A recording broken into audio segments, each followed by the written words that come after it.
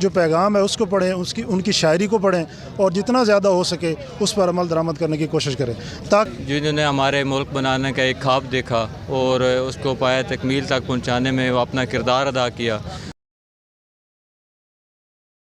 खुदी को कार बुलंद इतना कि हर तकदीर से पहले खुदा बंदे से खुद पूछे बता तेरी रज़ा क्या है। नादरीन, जैसा कि हम जानते हैं कि आज 9 नवंबर का दिन है, अल्लामा इकबाल रहमतुल्लाह अलैह की पैदाइश का दिन है। अल्लामा इकबाल रहमतुल्लाह अलैह 9 नवंबर 1877 को सियालकोट में पैदा हुए और उन्होंने अपनी शायरी के ज़रिए जो नौजवान नस्ल थी, नौजवान क़यादत थी, जब हिंदुस्तान और पाकिस्तान इकट्ठे थे, उन नौजवानों को उजागर किया, लोगों को उजागर किया अलग वतन हासिल करने पे, अलग रियासत हासिल करने के लिए, ताकि वहाँ पे मुसलमान रह के इबादत कर सकें। मेरे साथ नौजवान मौजूद हैं, हम इनसे जानेंगे कि ये यहाँ पे आए हैं तो इनका क्या आज का मौक़िफ़ है, क्या ख़यालात हैं, इकबाल डे के हवाले से क्या कहना चाहेंगे। जी अस्सलाम वालेकुम। जी वालेकुम सलाम, मैं मोहसिन रज़ा हूँ जी, मैं एडवोकेट हूँ, जंग से मेरा ताल्लुक़ है जी, और इकबाल डे के हवाले से देखें, जो सबसे पहले तो ये है कि जो फ़लसफ़ा है इकबाल का, जी, वो बुनियाद है इस मुल्क के बनाने के लिए, और उसके बाद इसी फ़लसफ़े के ऊपर जितना भी स्ट्रगल हुई, जितनी कोशिश हुई, इसी फ़लसफ़े की बुनियाद पर हुई। जी, तो सबसे पहले नौजवानों को इस फ़लसफ़े को समझना चाहिए,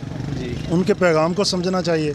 और जब तक उनके पैगाम को आगे नहीं पहुंचाएंगे, उन पर अमल नहीं करेंगे, तो ये मुल्क कभी भी तरक्की नहीं कर सकता। हालांकि जो उन्होंने शऊर दिया, उसके बाद जो उस पर स्ट्रगल हुई, मुल्क बना, और उनका जो फ़लसफ़ा है वही बुनियाद है। जिस तरह से मुल्क बना था, जब तक उस पर अमल एज़ इट इज़ नहीं होगा, ये मुल्क कभी भी उस तरह से तरक्की नहीं कर सकता। और तरक्की तो हम देखते हैं कि चलें एज़ इट इज़ जिस तरह से हो रही है,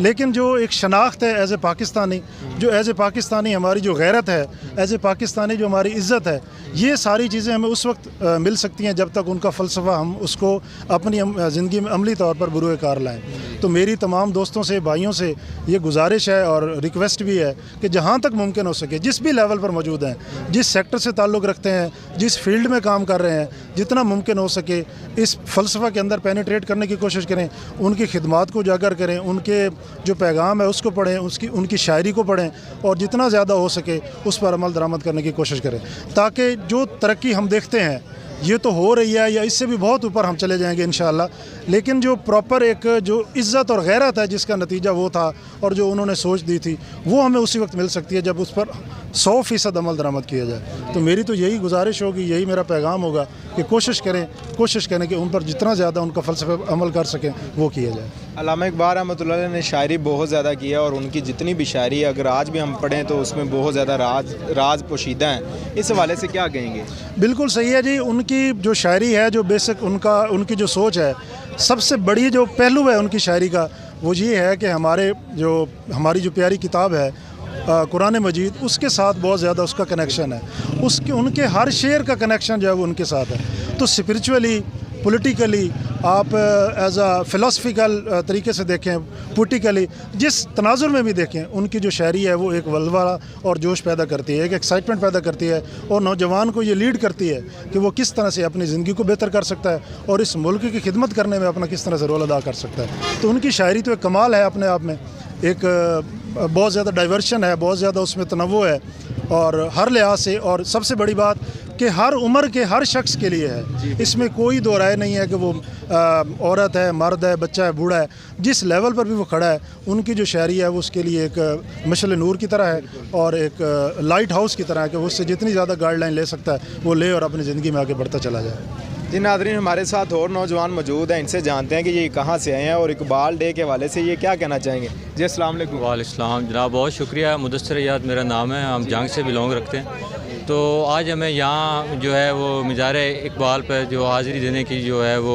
सादत हासिल हुई है, बहुत खुशी हुई है। जिन्होंने हमारे मुल्क बनाने का एक ख्वाब देखा और उसको पाया तकमील तक पहुँचाने में वो अपना किरदार अदा किया, और हम जो उनका ख्वाब है उसी के मतलब कि जो उनके फ़लसफ़े थे, जो उनका एक मतलब कि एक ख्वाब था, उसी की वजह से आज हम एक आज़ाद मुल्क में, आज़ाद रियासत में हम रह रहे हैं, और हम सब आज़ाद हैं। हमारा जो है इस्लाम का बोलबाला है यहाँ अल्हम्दुलिल्लाह,